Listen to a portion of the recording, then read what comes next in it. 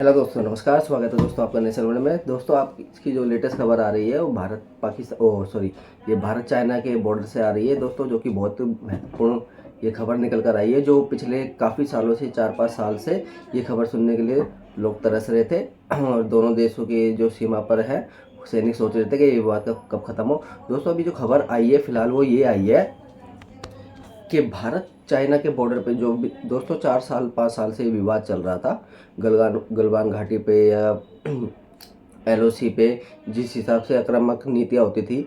और दोस्तों, अभी जो ये है कि ब्रिक्स सम्मेलन होने से पहले पहले चाइना ने ये घोषणा जारी कर दिया है कि वो अब सीमा पार से अपने सैनिकों को पीछे की तरफ धकेलेगा, और जिससे कि ये दोनों देशों को बॉर्डर पर द्वार से भारत और चाइना दोनों एक दूसरे की बॉर्डर पे और मतलब कि पेट्रोलिंग कर सकते हैं। दोनों अपनी अपनी सीमाओं पर पेट्रोलिंग करना फिर से स्टार्ट कर सकते हैं। दोस्तों, ये झड़प गलवान घाटी में जब हुई थी तो दोस्तों कई लोग मारे गए थे। भारत के भी कुछ सैनिक मारे गए थे 20 से 25, और चाइना के भी 35 से 40 सैनिक मारे गए थे, जिससे ये विवाद बहुत ज़्यादा बढ़ चुका था और ये विवाद अंतर्राष्ट्रीय मुद्दों पर भी जा रहा था। दोस्तों, जैसे कि चाइना भी अपनी आक्रामक नीतियाँ पूरी करने के लिए अपनी जिद पे अड़ा हुआ था। चाइना का भी 1000 अगर सैनिकों एलओसी पे तैनात करता था तो उसके साथ ही भारत भी वैसे ही करता था। अगर चाइना ने 1000 किए तो भारत ने भी 1000 कर दिए। चाइना ने अगर अपने 20 फाइटर प्लेन तैनात किए हैं तो भारत ने भी तैनात कर दिए। जैसा चाइना करता गया वैसे दोस्तों भारत करता गया। भारत चाइना की आक्रामक नीतियों के आगे झुका नहीं बिल्कुल भी। चाइना चाहता था कि भारत इस चीज़ से डर के पीछे हट जाएगा और ये ज़मीन छोड़ देगा और अपना पल्ला झाड़ देगा, लेकिन भारत ने ऐसे नहीं किया। इसको ये चाइना को ये नहीं पता ये आज का भारत है, मोदी का भारत है, जो कि इसने कड़े तेवर में करारा जवाब चाइना को दिया। और ये 4 साल से दोस्तों ये चलता आ रहा था। ये जो मुद्दा है इसमें कई बैठकें हुई, कई तरह की बैठकें हुई।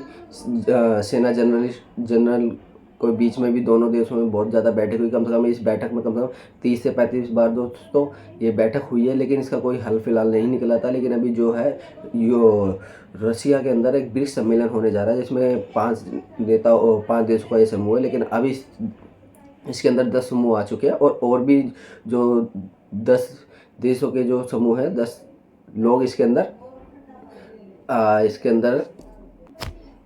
अंदर शिरकत करना चाहते हैं और इसको ज्वाइन करना चाहते हैं, और कईयों ने इसका लिए आवेदन कर चुका है, जिसमें टर्की भी सामने आया है। दोस्तों, ये जो खबर है ये हाल ही में भी 2 दिन पहले की आई हुई है, जिसमें चाइना ने ऐलान किया है कि वो भारत से अच्छे संबंध स्थापित करना चाहता है। दोस्तों, चाइना को जब पड़ी कि उसकी इकोनॉमी इस टाइम चाइना की इकोनॉमी जो है बेहाल हुई पड़ी है, वो लाचार हुई पड़ी है, एक टांग पर इस टाइम चल रही है। चाइना की अर्थव्यवस्था में भी थोड़ी बहुत सी प्रॉब्लम्स आ रही है। ऐसे में चलकर चाइना ने भी ये सोचा है कि भारत से वो रिश्ते ख़राब करने की जगह रिश्ते सुधारेगा, ताकि उसके देश की आर्थिक स्थिति सुधरे और भारत से वो व्यापार करना चाहेगा। दोस्तों, भारत सबसे बड़ा मार्केट हब है, जिसमें सबसे ज़्यादा पॉपुलेशन भारत की है 145 करोड़ की। और भारत इतनी बड़ी मार्केट है, जिस देश से इसका व्यापार होता है उस देश की अर्थव्यवस्था हमेशा खड़ी रहती है।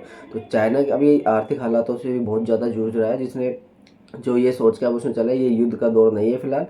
अभी ये है कि भारत से रिश्ते सुधारने का समय है और वो भारत से रिश्ते सुधारेगा, और जिसके चलते वक्त चाइना और भारत के बीच में दोनों बैठक में ये संभव हो पाया है कि वो अपनी जो सेना आर्मी है वो गलवान घाटी से पीछे कर दिया। तकरीबन दोस्तों 2020 में ये सेना जहाँ थी वहाँ की वहाँ चली जाएगी। अब ये दोनों देशों में आपस में है कि अपनी अपनी सीमा पर दोस्तों पेट्रोलिंग कर सकते हैं। इस चीज़ से दोस्तों पाकिस्तान भी बहुत ज़्यादा बौखला गया है। उसका रीज़न क्या है? पाकिस्तान से ये सोच रहा है कि चाइना डर गया है, ये वो भारत। दोस्तों, ये है चाइना डर गया है, बिल्कुल ये बात सच है, क्योंकि भारत की धाक है और ये भारत इस टाइम नया भारत है और मोदी का भारत है। मोदी किसी के आगे नहीं झुकता है।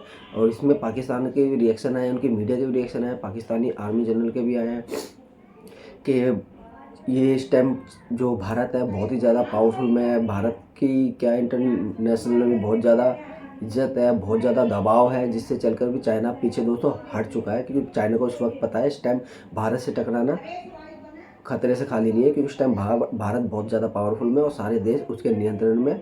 भारत का अंतर्राष्ट्रीय पर भी बहुत ज़्यादा दबदबा है दोस्तों। अब यही लेकर चलते ही चाइना ने भी ये सोचा कि अगर वो भारत से युद्ध करेगा या भारत को छेड़ेगा तो भारत नहीं छोड़ेगा, और इसलिए उसने चलते ये कदम उठाया। अब चाइना जो पहले गधेय नृत्य करता था दोस्तों, आक्रामक नीति निभाता था, अब वो तीखी मिर्ची हो चुका है, सूखी मिर्ची हो चुका है, वो बिल्कुल ढीला पड़ गया भीगी बिल्ली की तरह। अब वो भारत के साथ व्यापार करना चाहता है, दोस्ती करना चाहता है। और शी जिनपिंग दोस्तों, सूत्रों से खबर ये भी आई है कि ब्रिक्स के अंदर शी जिनपिंग मोदी से मिलना चाहते हैं, उनसे द्विपक्षीय वार्तालाप करना चाहते हैं, ताकि दोनों देशों में आर्थिक स्थिति में भी बहाल आए और दोनों देशों में जो रिश्ते अभी खराब हुए पड़े उस रिश्तों में सुधार आए।